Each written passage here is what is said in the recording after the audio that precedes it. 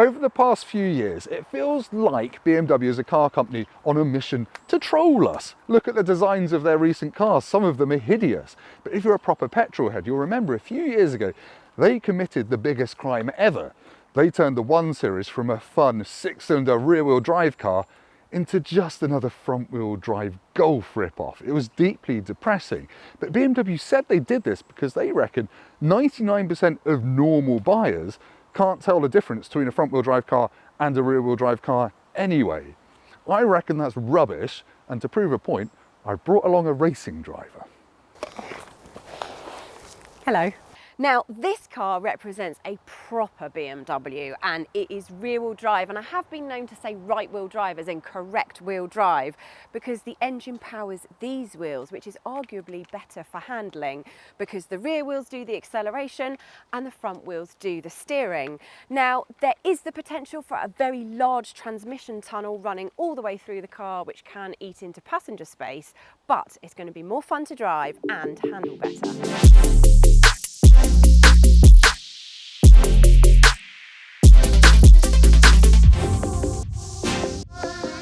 And before you go in the comments and say, why have you picked such low-powered examples of these cars, it's to prove the point. Can you notice the difference between front-wheel drive and rear-wheel drive, even when you've got a low-powered 1.5 litre engine with 3 cylinders and 136 horsepower, which is what's in each of these. That's why we've done it. Obviously, you'll notice the difference if you've got a 6-cylinder engine with loads of power, not that you can get that anymore. Boo-hoo. I know, it sucks, doesn't it? Now, obviously, one of the big reasons BMW said they switched to front-wheel drive as opposed to rear-wheel drive is to give you more cabin space. And it's when you pop the bonnets on these cars that you realise how much more space you do get when you switch to front-wheel drive. So look, same engine, it even looks the same, but it's fitted across the car. It's transversely mounted. And that means this bonnet and this engine bay is about yay big. But if we go over where it's longitudinally mounted, this is way bigger. It takes up so much more space to have the engine in line with the car, which is what you've got to do if it's sending the power to the back axles. Although I will add that this car is actually ever so slightly longer to compensate for that. It is, but it's still just, yeah, a waste of space if your main objective is to fit people in it. Is that nerdy enough? I think it's pretty nerdy enough. Almost at the same time. That wasn't very synchronized. It wasn't, was it? I was being mechanically sympathetic. I was not. Now, okay, it's not a truly sleek coupe like an Audi TT, but it is a classic BMW shape. The original 3 Series from the 1970s was a 2-door saloon-style coupe, just like this, as was the E30 M3 from the mid-80s. That sounds great. This is basically just a Vauxhall Astra competitor, to be honest. But anyway, I know you're going to say there is a new 2 Series coupe out. Yes, there is, and it's rear-wheel drive. And if you get the M2, it's got 6 cylinders. But I haven't got one of those. This is a cheap car. It's 18 grand at the moment on sale at Motorpoint. This one, 24 grand. So this is much more expensive because it's newer. But we're not comparing them on price. We're comparing them on drivetrains because we're cool people. Now, before we go any further, let's be even more cool and subscribe to the Motorpoint YouTube channel and hit the bell icon so that you catch all of our latest videos. Please. Don't sound too desperate. Right, the 1 Series is a newer car than the 2 Series, and my golly does it feel it in here. Now, there has been a facelift of the 1 Series that's just come out, but they've made that car worse in every conceivable way, other than you can now get it in purple. But anyway, I've got wireless Apple CarPlay in here. This is a touchscreen, or you can use an iDrive controller, which you no longer get in the facelifted 1 Series. We love the iDrive. Yeah, we also love physical climate controls, don't we? Yep. Which are also gone in the facelifted 1 Series. But yeah, I've got a digital dashboard. It feels very modern, a bit austere in typical BMW fashion. I like these huggy seats with blue bits on. But yes, I think when we get in your car, we're going back to the dark ages. Yeah, but it's going to have a nice feel about it. Let's have a look, shall we? Well, I would describe this as classic rather than old-fashioned, and there are still some mod cons. We've got BMW's iDrive system, climate control. There is a screen up here. Admittedly, it's not touchscreen. However, it does have built-in Spotify and Audible, and you may or may not like this, but it also has a dash-mounted CD player. Candy, floor fillers, songs for Christmas, ocean colour scene. Ah, yeah, definitely pump up the volume. It's pretty old, isn't it? Let's be honest. You're being kind to this.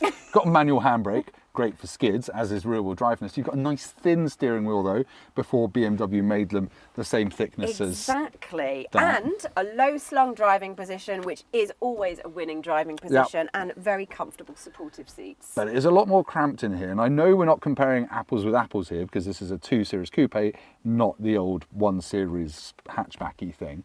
But this transmission tunnel is loads wider because it's rear-wheel drive, and it does just feel a lot more cramped in here. And how tall are you? 6'3". Okay, so what's it like in the back I then? do actually fit behind myself. Okay, in so this, but this is your driving position, is it? Yes. Okay, Hang so on. Tim is going to get Hang on. in the back seat behind his driving position. That's a hernia. Hang on. Let me just move it slightly and then I'll move it back again. Okay, so I'm now Tim with my really, really long legs and really, really long arms. And I'm Tim with really long legs and long arms, and I don't actually fit very comfortably in here, and obviously it's a pain to get to because it's a coupe, but yeah, it isn't very roomy. Okay, now I'm 5'4.5". I'll put it into my driving position. And what's your space like? Fine, but you're a short ass. This isn't really about practicality, it's about front wheel drive versus rear wheel drive, but we are going to touch on the boots ever so slightly, just to see the comparison. In this one, I've got 390 litres, Tim. 380 litres. 60-40 split. 60-40 seat split. Less practical opening. Big practical hole. Question is, which one should we drive first? Well, if you drive that first, you're going to experience the rear-wheel driveness, and then it's going to make that feel like an anticlimax, but that's kind of the yardstick, isn't it? That is classic BMW. It is. It does give that one a little bit of a chance if we drive it first, but I think you're right. We need to start with the yardstick. And who's driving? Well, in this video, Tim, the passenger seats are where you're going to be sitting. Well, that's fine. My life insurance is up to date. I'll need it. If it makes you feel a little bit better, here's a steering wheel for you to hold on to. Thank you. You're so kind. I'm very I'll be thoughtful. chewing on this in about 5 seconds out of fear.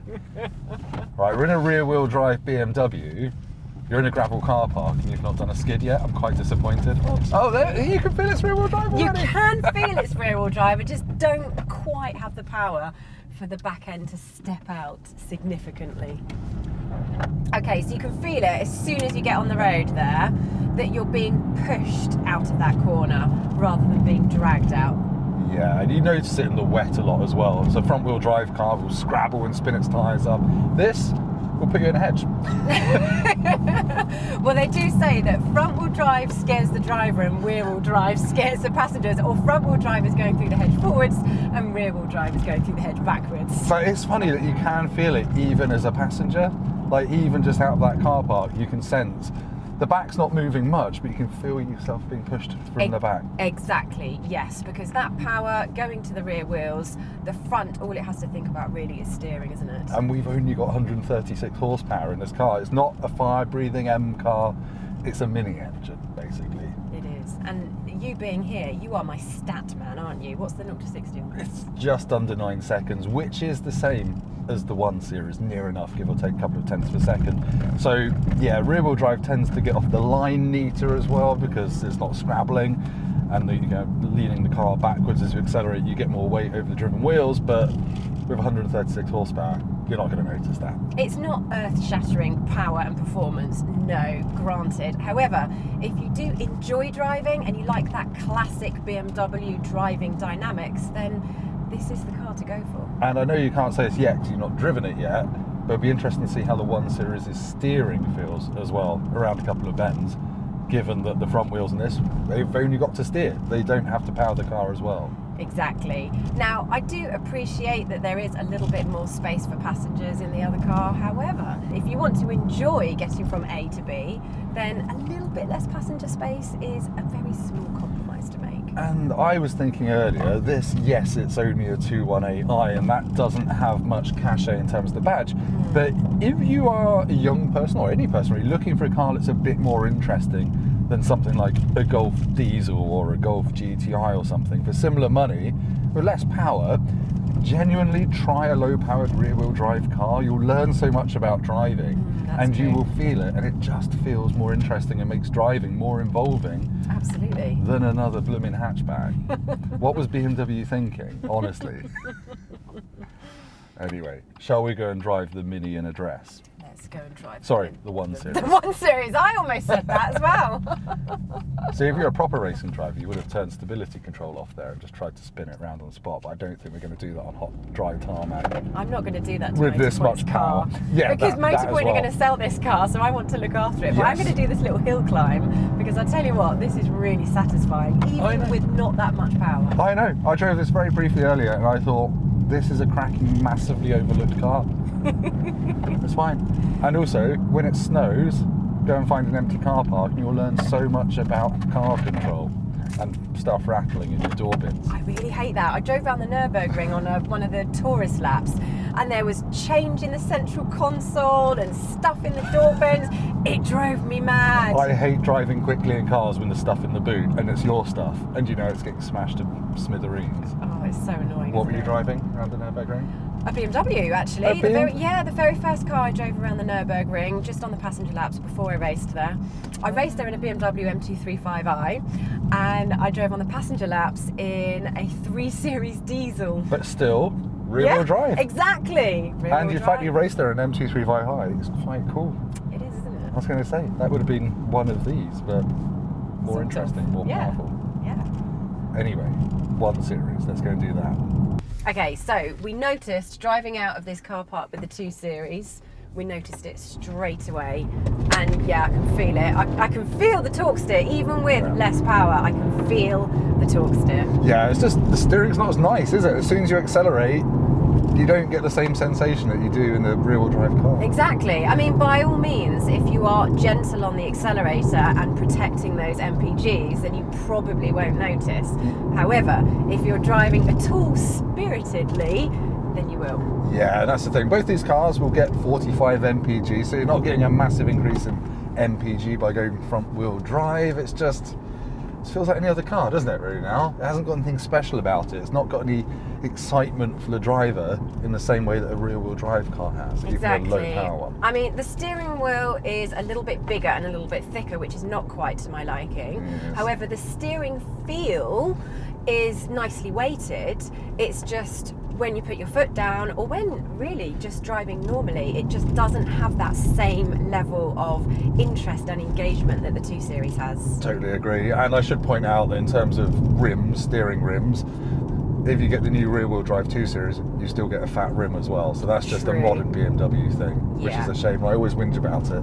Yeah. But it's got nothing about it, has it? Compared to a rear-wheel drive BMW, why would you buy this over an A-Class, over a Golf, over an Audi A3? You buy it because your BMW dealer's nearest, or your Motorpoint dealer. But yeah. Or maybe you do just like BMWs. There is a likability about it. And if you drove this in isolation, you'd probably think it was good enough. Yeah. But driving it back to back with the 2 Series, driving a rear-wheel drive car, enjoying it, Yeah. and then getting into this.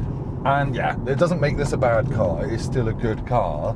It's just if you drive it, as Rebecca said, after a rear-wheel drive one, it does feel a little bit meh. Now, obviously there are fast versions of this, the M235i, that gets 4-wheel drive, but it's front biased 4-wheel drive. It's not going to kick the tail out or anything like that. So you're still going to get that fidgety feeling, the torque steer, yanking on the steering wheel, when actually you want it to go this way, but the power is persuading it to go that way. Yeah, exactly. And the biggest thing, you can't get a 6-cylinder 1 Series.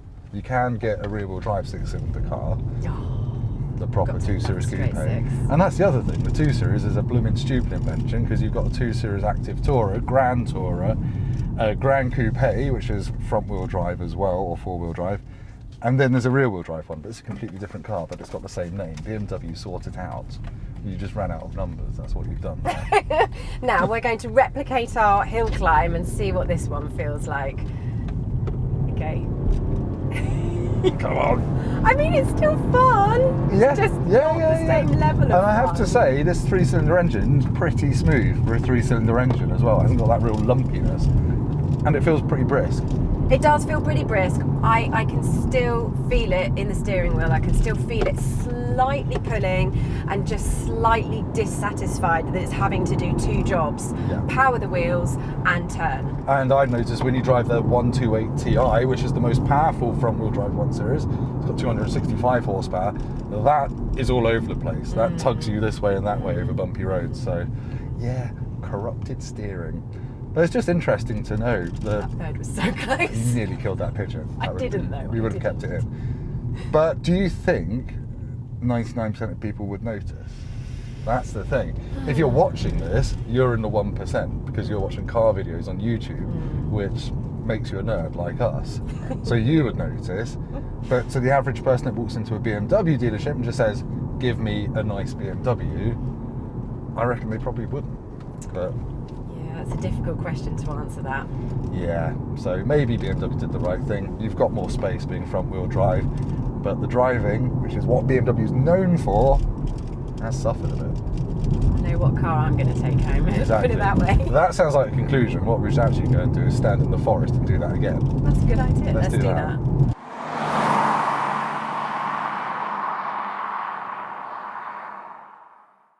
Right, so we've driven the front wheel drive BMW 1 Series and the rear wheel drive 2 Series with low power engines. Could we feel the difference out on the road? Yes, we could. Yeah. Absolutely. Yes, there is a clear difference. This one, it's much more interesting and inspiring to drive, and the 1 Series is a little bit less inspiring and a bit more ordinary. Yeah, it's a very competent car. It's still a good family hatchback, but if you're after your classic BMW driving thrills, well, even as a passenger, I could feel the difference. So this is the one. That is the winner.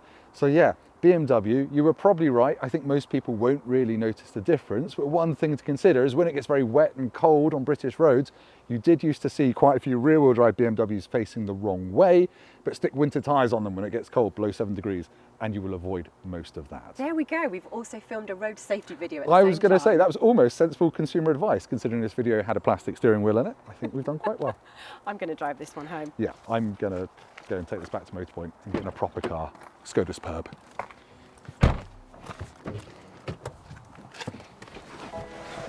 Brum. Oh, she's actually driving off. She's a professional.